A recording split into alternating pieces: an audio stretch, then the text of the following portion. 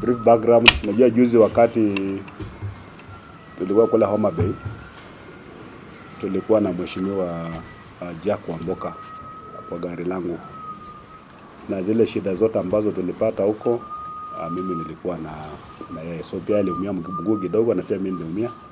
So akasema kuja nitembelee, na tukasema pia tuongee na watu wetu wa media, maana tangu tutoka tumepata nafasi.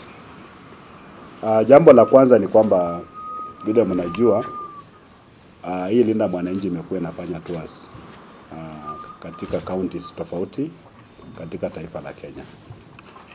Na hii tour ya Homa Bay ilikuwa imetangazwa, watu walikuwa wanajua kwamba kutakuwa na tour ya Linda Mwananchi kwenda Homa Bay.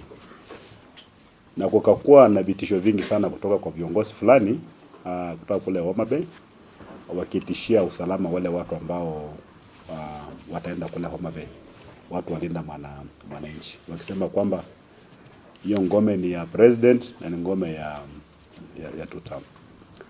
Lakini nasi tukasema kwamba unajua hiyo sehemu ya Homa Bay ilikuwa pia ni ngome ya Raila Amolo Odinga, yule ambaye alipigania ukombozi wa pili wa taifa la Kenya. Alikuwa mstari wa mbele, kila mtu anajua, na pia akaumia sana, akafungwa kwa detention, na alikuwa anapigania democratic space. Na tukasema kwamba county ambayo ilikuwa ni ya baba Raila Amolo Odinga haiwezi kuwa ni county ambayo watu watakatazwa kwenda kujumuika na kuongea. Na ndipo hata tukienda kule tulikuwa tunajua tu kwamba mambo yatakuwa sawa sawa.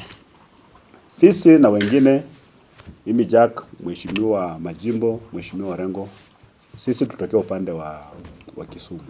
Maana tulilala Kisumu, tukatoka mapema. Na kule Kisumu tukiondoka pia kulikuwa na tension kidogo. Maana mheshimiwa Orengo alikuwa anasema ni kama anapata report kwamba kuna vijana wamefunga barabara. Lakini sisi tukasema kwamba hatutaogopa. Maana hii taifa Kenya, ukikuwa mtu mwoga sana, watu wengi wataumia. Tukisema tu cancel tusiende, then ni ujumbe kani ambao tutakuwa tunapitisha kwa Kenya. So mimi na mheshimiwa tukapanda gari yangu, Majimba akatufuata na mheshimiwa Orengo akatufuata. Kwanza ndiye alikuwa mbele, maana ni area yake. Tukaenda of course na challenges kidogo kwa barabara, lakini wakati tulifika mahali inaitwa kwanza Homa Bay yenyewe. Tukifika Homa Bay tukapata vijana wa ODM wamejaa hapo wengi sana, wamevaa makofia hii ya orange na nini, wanapiga pia kelele. Na sisi hatukuwa na ogada, tulikuwa tumeteremsha vio. Sema ogada tembea ndio ile, hakukuwa na shida. Sisi tukaenda mahali tulifika, tukapata shida kubwa, ilikuwa ni mahali inaitwa Ndiwa. Kufika pale Ndiwa tukapata barabara imefungwa, imewekwa mawe, ile mawe kubwa imewekwa kabisa kama like 20 meters hivi. Miti ya stima imewekwa kwa barabara, zile kiosks kidogo pia zimetupwa kwenye barabara. But somehow sisi tukapita na gari ya mitambo na tulipigwa sana, maana ile gari kioo kuvunjwa. Mara ya kwanza ilivunjiwa pale Ndiwa, ilipigwa kioo kavunjika. Ile gari ambayo ilikuwa natumia gari yangu pia ikapigwa mawe hapa nyuma. Lakini sisi tukapita. Ile timu ya mheshimiwa Orengo hawakupita, wakasimama hapo, hata wakaanza kutani wakirudi.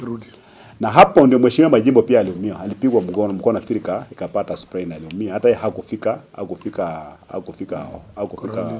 kwa rally, akarudi kwenda kutafuta matibabu.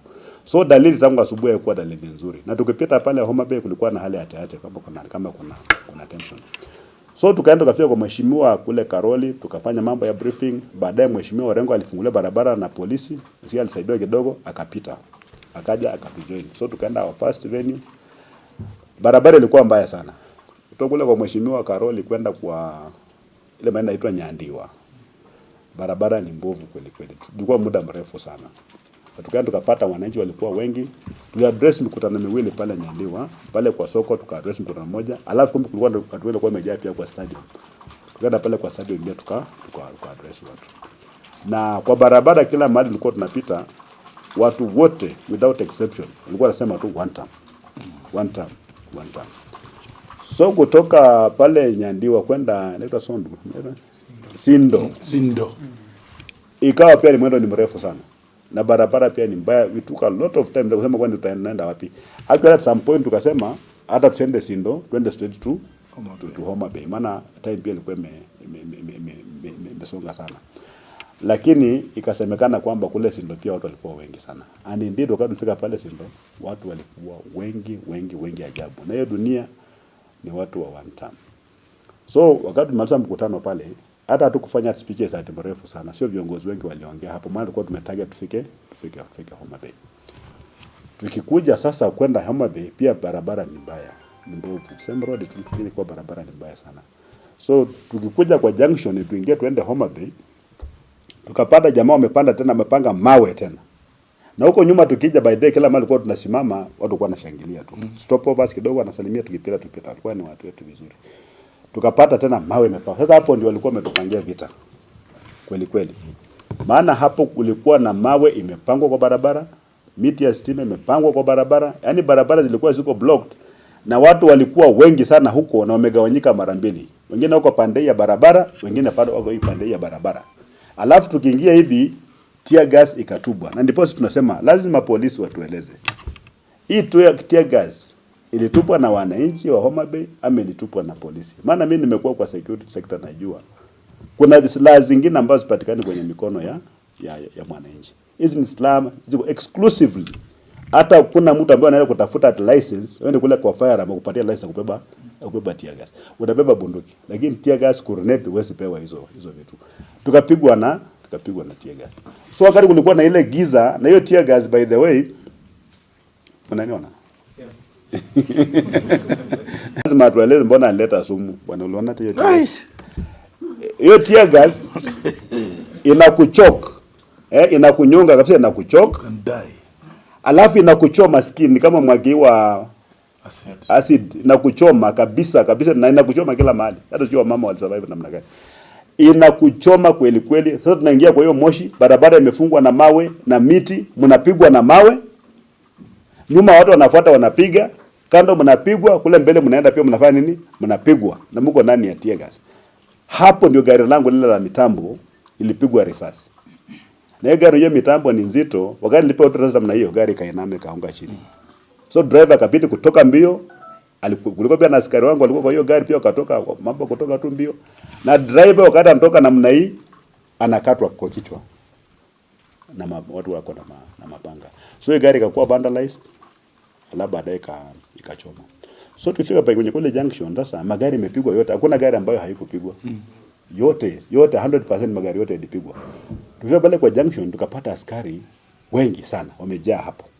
Na hao askari hawakuwa na issue. Actually they welcomed us.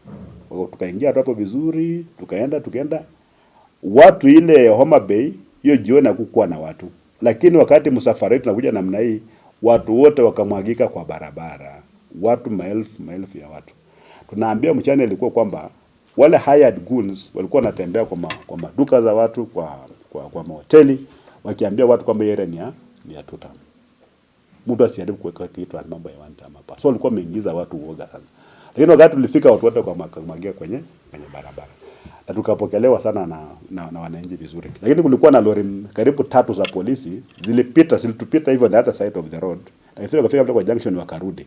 Hawa ndio walikuwa wanatupiga from behind. So tunajaribu kusimama kuongelesha na watu, lakini huko nyuma marisasi inalia, tear gas zinakuja. Sasa kuna watu wengine pia wanatupia mawe kutoka kwa magorofa huko wanatupa mawe. A few people, but the majority of the people walikuwa wamefurahi sana. Sasa personal experience yangu na mheshimiwa Jack hapa ni kwamba sisi ndio viongozi wawili ambao tulibaki Homa Bay. Maana tulikuwa kwa hiyo sisi ndio tulikuwa mbele tukiingia Homa Bay na gari yetu ile tulikuwa tunatumia ilidungwa mguu wa mbele wa left. Kuna mtu aliidunga. Gari kaenda pumsi kaisha kwa taya, kakuwa flat tire. Tukasema tusimami, wacha tuende. Gari lienda taya kaisha, tukaenda na rim. Kafika mahali tukasema sasa tuwezi kupita hapa tena. Luckily kulikuwa na some feeding center hapa na fire ya watoto wa ECD. Tulikuwa tuna building mbili na tangi la maji. So na ilikuwa na gate. Iko na wire, iko na fence mzuri. Imewekwa mesh wire mzuri kabisa, very strong. So tukaingia hapo chain link. Tukaingia hapo ndani. Lakini nikamwambia mheshimiwa hapa ndio kunakaa hapa ni kama yuko sawa. Because tulikuwa barabara tu nao jamaa bado wanapita hapo. Kabla tumalize hivi, jamaa ndio wamefika kwa gate. Na mapikipiki na marungu na mapanga wanaambiwa watchman fungua hapa, fungua hii gari ni anayefungua. So, sikuwa na askari, tukarukia, we jumped over the fence. tukarungia kwa fence, napanda hivi kwenda huko juu, alafu unaruka. Huyu mheshimiwa anaanguka chini hata hakuamuka. Unajua sasa amemalizika. Ni mbali. Kutoka pale juu unaruka, maana hao jamaa ndio wameingia, wamebeba mapanga na wanakuja, and that place is lit. So hata wakati unaanguka hivyo kimbia bado wanakuona tu. Unajua kama kulikuwa na mshale wangefanya nini ama risasi wangetupiga. So pia akaamuka, tukakimbia naye tukaenda huko chini. Tukaingia tukaigiza kwenda kule kichakani kule kwa ndio sisi tulikaa. Na tulikuwa na askari wetu lakini hawakupiga, hawakusema mtu asipige, msipige hata risasi, msifanye nini. Tukaenda huko ndani. Magari yote imeenda, tumebaki peke yetu. Vile tulitoka huko mpaka tukapanda, tukatafuta taxi ikatupeleka mpaka Kisumu is a story for another day. But that day mimi ningependa tu wale waheshimiwa wa Homa Bay alafu kulikuwa na msichana wetu mmoja kwa timu yetu anaitwa Abi. Abi naye wakati aliona mambo yamechemuka kabla tufike. Yeye akaamua kurudi akaenda akaingia kwa ambush. Hiyo jamaa wamefunga kila mahali. Na wanapigwa mawe.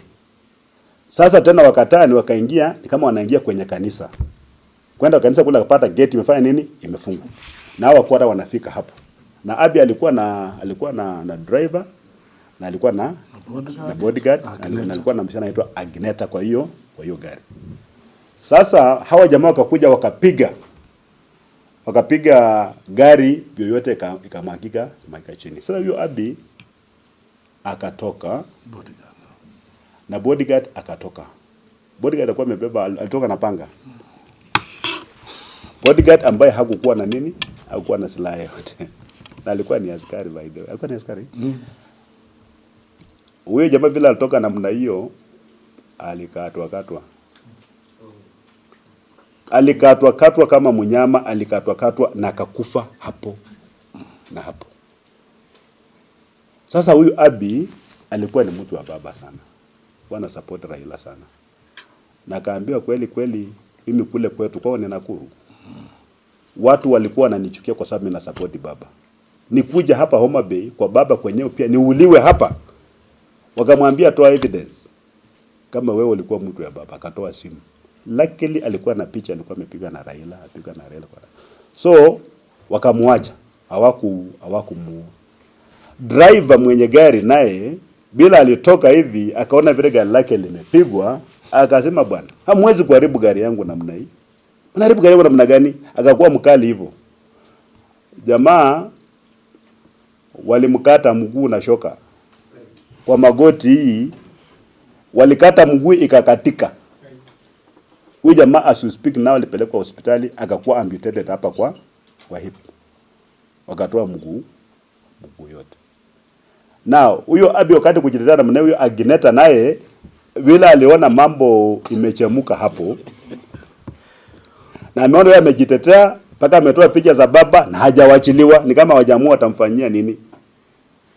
Agneta ikakuwa mguu ni ponyo. Akachomoka mbio.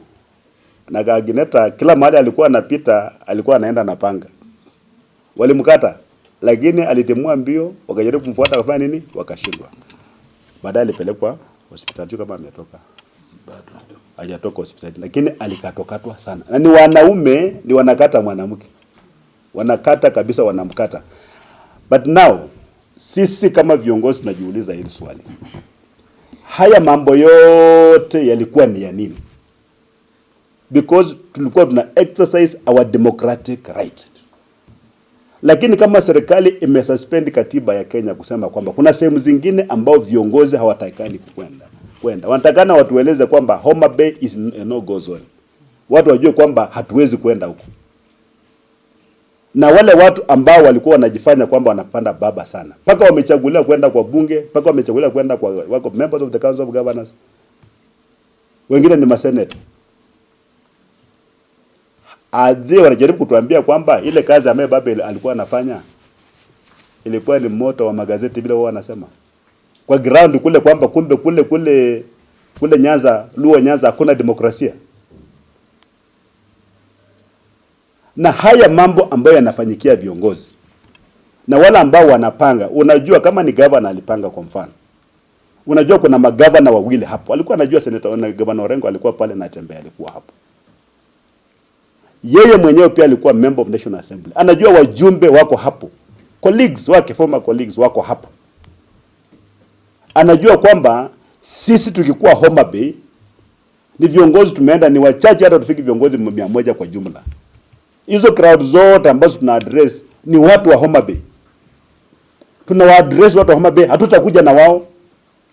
Tutawacha Homa Bay. Yeye anaishi Homa Bay. Anaweza kuongea na watu wake wakati wowote. Ni shida gani kubwa hii ambayo hawataki viongozi waende ongea na watu wa Homa Bay na wauze sera zao? Na kama wanajiamini sana kwamba hiyo ngome ni yao, mbona wasikubali watu wengine uje tu ongea wakijua kama hii ngome yetu na kuna mambo itabadilika. Na kama viongozi pia lazima kuwe na certain level of consciousness.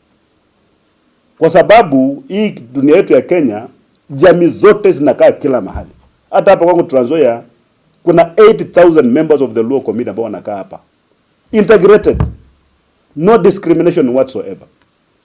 Sasa wewe ukienda upiga na Tembea umuue kwa sababu ni Mluya na ameenda Homa Bay. Ni nini kitafanyikia jamii yako ambayo uko Trans Nzoia na uko sehemu zingine? Kama mtu ambaye anatumia akili. Kama jana because mimi na Jack tungewawa. That was there's no doubt. It was close. Because there was no security, gari yetu imeharibika, imekwama, is completely grounded. If anything had happened to us, wale watu ambao mlipanga, because that thing was properly organized, goons were facilitated, mlipanga. What was the end game? Because by now Kenya ingekuwa na waka mkomoto, ingekuwa inachomeka na ile maneno ingeanzishwa ingekuwa inakwisha. And that's what tunasema pale, hata wale washikadau wa usalama wenyewe, maana mko na intelligence. Kenya iko na system ya intelligence ambayo ni nzuri sana NIS. Wanapananga and they give information bila kuongezangi chumvi. Hata wezi kuambia kwamba muandike hivi na iko hivi. Wanakuambia huu ndio ukweli. I'm sure NIS walikuwa wameandika report kwamba kuna watu wamepanga hivi, wamehami watu wamejihami ama wamebatisla kwenda kufanya hili na hili. Sasa wewe Murkomen ambaye ni waziri wa interior, yale mambo ambayo yalifanyika, wewe utasema kwamba kwa wakati on my watch utakuwa proud kwamba such a thing happened that particular day on that particular day kule Homa Bay? It is part of your achievement ambayo siku moja utaambia wajukuu wako kwamba nikikuwa waziri viongozi karibu wawe kule Homa Bay. Na ujue kwamba ofisa wako mwenyewe wa utawala, ofisa mwenyewe wa polisi pia ameuawa huko. Na watu ambao wamepanga mambo ya vita. But our own observation pia ni kwamba hata security agencies wenyewe kuna wale ambao huko wanataka haya maneno at all. You could see hata kuna wengine walikuwa wanatuomba lunch huko bwana. Tusagaba na lunch na tumaliza huko. Umemobilize watu from all police station wamekuja kwa dump Suba South na lengo la kwenda kupiga viongozi, and we can't even give them a bottle of water. So nchi ya Kenya ni taifa letu sisi wote. Lazima tukubaliane namna hiyo. Na wacha hata IBC wenyewe waseme kwamba tulikuwa tuna campaign. Meet the people tour, hata kama campaign period ijaanza, hatuwezi tukaa kwa nyumba na Ruto kila siku mwenyewe kama ni president, ako juu ya gari, ana campaign, ana insult, anatuchallenge tutoe agenda yetu, tutoe program yetu, anatusema tu kwamba hatuna akili, sio hatuna nini, sisi ni mafala. So hao wanatarajia kwamba yeye atembea kitutusi sisi, na sisi tumenyamaza. Wana president, kuna demonstration ya ufala kushinda ile maana ifanyika Homa Bay juzi. Kama hiyo sio ufala hiyo na ukosefu wa akili, hiyo ilikuwa ni nini? Maana wale watu ambao wanatupiga sisi wenyewe kama viongozi na wananchi, lazima tutoe ushuru ndio wapate mishahara. Wewe ndio ulipe na pesa zako, lakini unawatuma kuja kupiga their own employers. And we are saying hii Kenya imekuwa na marais wawili wameaga dunia. Actually watatu wameaga dunia. Jomo Kenyatta, Rais Daniel Moi, Mwai Kibaki ameaga dunia. Uhuru yuko. Ni citizen. Hata wewe una retire. Ungependa uretire kwa taifa ambalo ni nzuri ama taifa ambalo liko na ethnic hatred ya level hii. Lazima ujiulize tu. You may have your own personal opinion about some of us. Granted, sio lazima utupende, but you've got a higher responsibility as the head of state kuhakikisha kwamba personal liberties nakuwa guaranteed, our right to life is guaranteed, protection of property is guaranteed, and ensuring kwamba kuna national unity. The moment unashika hiyo katiba na Biblia na kuapa, hiyo ni majukumu ambayo lazima ufanye. If you look back, Mr. President, do you believe in your heart of hearts kwamba you've been true to the letter and the spirit of the Constitution? Hii Kenya doesn't belong to you vile wanafikiria. Hii Kenya ni yetu sisi wote, we are all stakeholders in this country. Tafadhali msianze kufanya mambo ambayo iko nje ya katiba. Najua some of you hamu kusupport hii katiba. Is an inconvenience to you. But hamuna an alternative, you have to live by the Constitution. Na kule Homa Bay, tunarudi Homa Bay. We have to go back to Homa Bay. Yes. Because tusipofanya namna hiyo, iko wajinga wengine pia ambao wataanza kufikiria kwamba huku kwangu itaweka watu kwa barabara na watu wasikuje wapi? Wasikuje huko. Na kama wana behave hivi siko kutaka kuiba kura Homa Bay, so watatufungia sisi wote hata agents watafika huko. Alafu waibe kura. So we'll go back there. Tutafanya kufanya mikutano pale. Na wale viongozi ambao walitupangia njama, sisi we are not as primitive as you are. Mkitaka kuja Kitale kesho, kujeni ufanye mikutano. Just come, you're welcome. Kujeni, kama kwanza muuza sera zenu tu tamana ninyi mnajua mnapata nini. And by the way, ile safari yetu ya Homa Bay imetuonyesha kwamba hata si wenyewe ambao tuko kwa antamto kwa upinzani, we are much better than some of those places. Wanaumia. Hao watu wanaumia bwana. Anaishi Haiti. Hii kitu hii ni story. Kusema ati tu tamu uko ndani ya serikali unapata kitu extra. Huyu Ruto wale ukiingia kwake ndiye anakudharau, ndiye anakuignore kabisa. Mnaweza kaka ka stadium pale kwa town hapa na weka kalami hapa. Watu wanaumia bwana. Watu wanaumia sana. By the way, wale walitupiga hata wangetupiga, wangetuacha tu maana barabara ilikuwa imefanya kazi yao tayari. Mwezi lala na mama ukitoka Bwana. Mgonga kuna.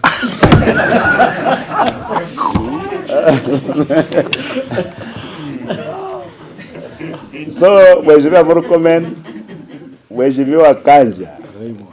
Kanja, by the way, Kanja sisi tuko kwa serikali. Kama kuna askari ambaye alikuwa professional, hata alienda kupigana na wale majangili kule Dusit. Himself. Yeye na mambo ya jeshi. Kanja mwenyewe akiwa commandant wa GSU. And Kanja hata mnaona vile anaongea an educated person. Hapa mbane na kizungu adini anatafuta phrases na hapa anaongea tu vizuri. Kanja amefika miaka 60 ya kustaafu. Wacha Kanja tu awache kujaribia reputation ambayo amejenga over the years. My brother, you cannot oversee chaos like those and retire with your dignity intact. Haiwezekani. Kama Ruto hawezi kufuta kazi, wewe mwambie tu ya because amekuweka pale utumie kufanya ukuwa hatchet man, kufanya vitu chafu kama hiyo. Na Raymond is a young man. Raymond akumbuke kwamba jamii ya Waluo wamekuwa wanapewa nafasi katika idara ya interior ya security. None of them has ended well. Angalia mambo ya Oyugi. Oyugi alikuwa hata Oyugi sisi tukienda kwa serikali kwa administration Oyugi alikuwa ametoka. But Oyugi were being told like kupigia simu. Hapo Nairobi na huko Busia, but they'll ask you bwana DC, tunaongea na umesimama. Umekaa chini. You stand. Na ukimaliza you salute na huko peke yako kwa ofisi. Peke yako hapo Aranda House na huko Busia, but you salute. Bernard Chunga hapa DC. Mambo ya huko, they participated in those things. You are so easy to be used because you mesmerized by power. Usidanganywe kwamba ati ukiambiwa na president afanya hivi ati mambo yakiumana atakuja kutetea. And all this you are doing by the way they are being documented. The international communities in this country. Kesi zetu za Hague asija kuisha bado ziko huko. And we believe justice was not done baada ya maafa ya 2007. Justice was not done. And we are going to revisit. And some of us have put our lives on the line. We're not looking for power, we're not looking for anything. We're just looking for the comfort and happiness of the people of Kenya. Because we believe our country deserves better. Not the kind of leadership ambayo yapata potea ambayo tuko nayo saa hii hapa hapana. So wala ambao wamepewa majukumu ya kusimamia usalama. tafadhali just do your job. So hiyo magari yote ambayo mlichoma ya polisi imechomwa, magari yetu imechomwa, hiyo ni pesa ya taxpayer. In fact, I wish kama mtu tu aume angechukua gari yangu tu na apotea nayo. Hata wewe nayo Tanzania. Wewe ni mtu mjinga namna gani? Gari iko hapo iko na mitambo na unachoma. And then you claim kwamba you have got a brain. You are completely brainless. Hakuna kitu kwa hiyo kichwa hiyo. Alafu sasa unafikiri kwamba ile kazi umefanya sasa ni ya muhimu kabisa ni kupiga viongozi. Please, the trick is just simple. Kama unataka linda mwananchi, kaa nyumbani.